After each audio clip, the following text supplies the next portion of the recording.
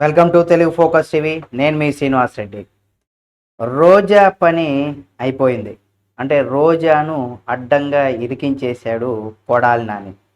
అంటే ఏంటి రోజాను ఇరికించడంలో కొడాలి నాని ఏం చేశాడు అనేది కనుక మీ అందరికీ ఒక సందేహం వస్తుంది. అంటే రోజా పని అంటే ఎమ్మెల్యే రోజా గారు, ఎమ్మెల్యే అంటే మీరు అనుకోవచ్చు మాజీ అని చేర్చాలి అని మీరు కామెంట్ రూపంలో తెలియజేస్తారేమో. నేను చెప్తా. మాజీ ఎమ్మెల్యే, మంత్రి అయినటువంటి రోజా గారు ఆమె చేసినటువంటి తప్పులు ఎప్పుడైనా సరే ఏ మనిషికైనా తను చేసినటువంటి తప్పులు ఏదో ఒక రోజు బయటకొస్తాయి. ఆటోమేటిక్‌గా దానికి తగ్గట్టుగా శిక్షణ కూడా అనుభవించాల్సినటువంటి పరిస్థితి వస్తుంది. అంటే అధికారం ఉందన్న అహంతో ఎంతటి వారైనా సరే విర్రవీగితే కాలం, ప్రజలు బుద్ధి చెప్తారు. ఇది 100% నిజం అని ఇక ఏ రాజకీయ పార్టీకి సంబంధించిన నాయకులైనా సరే, అది తెలుగు రాష్ట్రాలనే కాదు, దేశవ్యాప్తంగా ఉన్న ఏ రాజకీయ పార్టీ అయినా సరే అహంకారంతో, అధికార మదంతో కనుక ప్రవర్తిస్తే 100% ప్రజలు బుద్ధి చెప్తారు. అంటే ఓట్ల రూపంలో ప్రజలు చాలా సున్నితంగా వారిని బహిష్కరిస్తారు. అంటే వారి అధికారాన్ని కూడా వాళ్ళ యొక్క అంటే కళ్ళకు అధికారం కమ్ముకుపోయి అటువంటి వ్యక్తులను కూడా ఒక్కసారిగా అందనాలకు ఎక్కించినటువంటి ప్రజలే అగపాతాలానికి కూడా తొక్కేస్తారు అనడంలో ఎటువంటి సందేహం లేదు. దానికి 2019 ఎన్నికల్లో వైసీపీ విజయం, ఆ తర్వాత 2024లో కూటమి విజయం మధ్య తేడా ప్రజలందరూ కూడా చూశారు. అయితే ఇక్కడ ఋషికొండ ప్యాలెస్కి సంబంధించి రోజా గారు ఇక్కడ ఆమెని ఇరికించేశాడు కొడాలి నాని అనేది కూడా ఒక్క వార్త అయితే బాగా సోషల్ మీడియాలో అయితే ట్రెండ్ అవుతుంది. ప్రస్తుతం ఏపీలో ఎక్కడ చూసినా ఈరోజు అయితే అంటే మొదటి రోజుగా ఏపీలో అసెంబ్లీ సమావేశంలో ఆ సమావేశాల సభలో కూడా అందరూ కూడా ప్రమాణ స్వీకారం చేశారు. దానికి సంబంధించి హాట్ టాపిక్గా ఈ ఒక్కరోజు రేపు కూడా కొనసాగేటువంటి అవకాశం. ఆ తర్వాత ఇప్పుడు గత కూటమి ప్రభుత్వం అధికారం విజయం సాధించినప్పటి నుండి అధికారం ప్రమాణ స్వీకారం చేసినప్పటి నుండి కూడా ఋషికొండ భవనాల చుట్టూ ఏపీ రాజకీయాలు అయితే చాలా వేగంగా తిరుగుతూ ఉన్నాయి అనడంలో ఎటువంటి సందేహం లేదు. ఎందుకంటే 450 కోట్ల రూపాయలు ఖర్చు చేసి ఋషికొండ భవనాలు కట్టారు వైసీపీ ప్రభుత్వం, అంటే జగన్మోహన్ రెడ్డి గారు. ఇదంతా కూడా ప్రజల ధనం. ఈ ప్రజాధనాన్ని వేస్ట్ చేశారనేసి కూడా చెప్పుకోవచ్చు జగన్మోహన్ రెడ్డి గారు.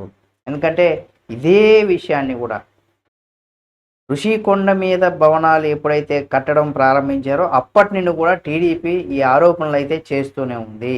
ప్రజాధనాన్ని ఆ కొండని తవ్వి ఇక్కడ కడుతున్నటువంటి భవనాలకు సంబంధించి కూడా వాళ్ళు ఆరోపణ చేస్తారు. అయితే టీడీపీ చేస్తున్న ఆరోపణలకు మాజీ మంత్రి కొడాలి నాని కౌంటర్ కూడా ఇచ్చాడు. ఎందుకంటే ఋషికొండ భవనాలపైన అసత్య ప్రచారం చేస్తున్నారని ఆగ్రహించారు. అసలు జగన్ సొంత భవనాల్లో మాత్రమే ఉంటారు తప్ప ప్రభుత్వ భవనాల్లో ఉండరనేసి కూడా చెప్పుకొచ్చారు ఆయన. మంచి మాటే. ఋషికొండ భవనాల్లో జగన్ ఉంటారు అని ఎవరు చెప్పారని, అదంతా అసత్య ప్రచారం అనేసి కూడా కొడాలి నాని ఫైర్ అయ్యారు. బాగానే ఉంది. అయితే టీడీపీ పార్టీకి కౌంటర్ ఇవ్వబోయి మాజీ పర్యాటక శాఖ మంత్రి రోజాని ఇందులో ఇరికించారు కొడాలి నాని. ఎందుకంటే ఋషికొండ భవనాలపైన దుష్ప్రచారం చేస్తున్నారని ఆయన నిప్పులు చెరగడంతో పాటుగా ఈ ఋషికొండ భవనాలు కేవలం టూరిజం శాఖ కోసం మాత్రమే నిర్మించారని కూడా చెప్పుకొచ్చారు కొడాలి నాని. అయితే అంతర్జాతీయ స్థాయిలో వచ్చే వారి కోసం మాత్రమే వీటిని నిర్మించాలని తెలిపారు, నిర్మించామనేసి కూడా చెప్పుకొచ్చారు. అయితే ఇక్కడ చిన్న విషయాన్ని కూడా మనం గుర్తుపెట్టుకుందాం. దీనికి బ్రీఫ్గా ఆయన చెప్పినటువంటి పాయింట్ని మీకు లాస్ట్లో చెప్తాను. ఋషికొండ భవనాలు కేవలం టూరిజం శాఖ కోసం మాత్రమే నిర్మించాలని చెప్పిన కొడాలి నాని ఇందులో రోజాని ఇరికించడానికి అంటే టీడీపీ పార్టీ కౌంటర్ ఇస్తుంది. అయితే ఇక్కడ కొడాలి నాని అసెంబ్లీలో ఉంటే ఫర్నిచర్ను బైక్ షోరూంలో పెడితే దొంగ అంటారని, ఫర్నిచరు ఎంత వ్యయం చెబితే ఆ వ్యయాన్ని కూడా నేను చెల్లిస్తాననేసి కూడా చెప్పుకొచ్చారు. లేకపోతే తీసుకు వెళ్ళిపోండి అనేసి కూడా ఆయన ఒక కీలకమైనటువంటి వ్యాఖ్యలు కూడా చేశారు. ఆయన చెప్పినటువంటి ప్రెస్ మీట్. అయితే టీడీపీ ఏం చేస్తుందో వాళ్ళ చేతనైంది చేసుకోవచ్చు. ఎవరిని చంపాలి అనుకుంటున్నారో చంపేయండి, కొట్టండి, కానీ సూపర్ 6 అమలు చేయండి అంటూ కూడా డిమాండ్ చేశాడు. కానీ ఇక ఏపీ వ్యాప్తంగా త్వరలో నియోజకవర్గాల వారీగా మాజీ సీఎం జగన్ పర్యటన ఉంటుందనేసి కూడా ఆయన ప్రకటించారు. అయితే త్వరలో టీడీపీ శ్రేణులు దాడులు చేసిన వారిని కూడా జగన్ పరామర్శిస్తారని, ఆ నియోజకవర్గాల్లో వారం రోజుల పాటు నేతల పర్యటన కూడా ఉంటుందనేసి కూడా చెప్పుకొచ్చారు. ఓటమి ఒక మిరాకిల్గా మారిందనేసి కూడా చెప్పుకొచ్చారు. ఇంతమంది ఎంత మందికి మంచి చేసినా కానీ ఓటమి పాలు కావడం నమ్మశక్యంగా లేదనేసి కూడా కొడాలి నాని చెప్పుకొచ్చారు. అయితే చంద్రబాబు ఇచ్చినటువంటి హామీలు అమలు చేయలేదని, 1500 రూపాయలు మహిళలకు పింఛన్ ఇస్తానని, 3 గ్యాస్ సిలిండర్లు ఉచితంగా ఇస్తామని, ఉచిత బస్సు సంబంధించిన ప్రయాణం గురించి కూడా చెప్పుకొచ్చారు. అయితే చంద్రబాబు మాట్లాడడం లేదనేసి కూడా నిప్పులు చెరిగారు. అయితే ఇప్పుడు ఇక్కడ రోజా గారు ఇవన్నీ కూడా ఇది చెప్పారు, ఏమేమి చెప్పారు అవన్నీ చెప్పుకో. టూరిజం శాఖ మంత్రిగా రోజా గారు ఉన్నారు. అయితే ఏ రోజైనా రోజా గారు అక్కడికి వెళ్ళి, సో మేము ఈ టూరిజం కోసం ఇక్కడ ఈ భవనాన్ని నిర్మిస్తున్నాం ఋషికొండలో, ఈ భవనాన్ని ఆ ఫోటోలు కావచ్చు, ఆ వీడియోస్ కావచ్చు, ప్రజలకైతే అది చూపించాల్సినటువంటి బాధ్యత ఉంది కదా. కానీ ఏ రోజు కూడా ఎవరికి కూడా అక్కడ టీడీపీ వాళ్ళు కావచ్చు, లేదా అధికారులకు కావచ్చు, ఎవరికి కూడా ఆ భవనంలోకి వెళ్ళేదానికి అసలు పర్మిషన్ కూడా లేదు. ఆ భవనం ఎలా ఉంది అనేది కూడా అసలు వైఎస్ఆర్ పార్టీ అంటే వైసీపీ పార్టీ అధికారంలో 2019 నుండి 2023 చివరి వరకు కూడా, అంటే 24 వరకు కూడా, అంటే కూటమి గెలిచేంత వరకు కూడా ఆ భవనం బయట నుండి ఫోటోలు తప్పితే లోపల అసలు ఎలా ఉంది, ఏమేమి ఉన్నాయి, ఎలా ఉంది అనే ఒక ఫోటో కూడా ఎక్కడా కూడా బయటికి రాల. మీరు టూరిజం కోసం కడుతున్నట్లయితే అక్కడికి టీడీపీ వాళ్ళు చూడాలని పోతే వెళ్ళచ్చు. పని పూర్తి కాకపోతే కడుతున్నారా లేదా చూసుకోవడానికి ఏముంది, ప్రజలను కూడా అక్కడికి వెళ్ళనివ్వచ్చు. పనులు జరుగుతూ ఉంటే వాళ్ళు ఏం డిస్టర్బ్ చేయరు కదా.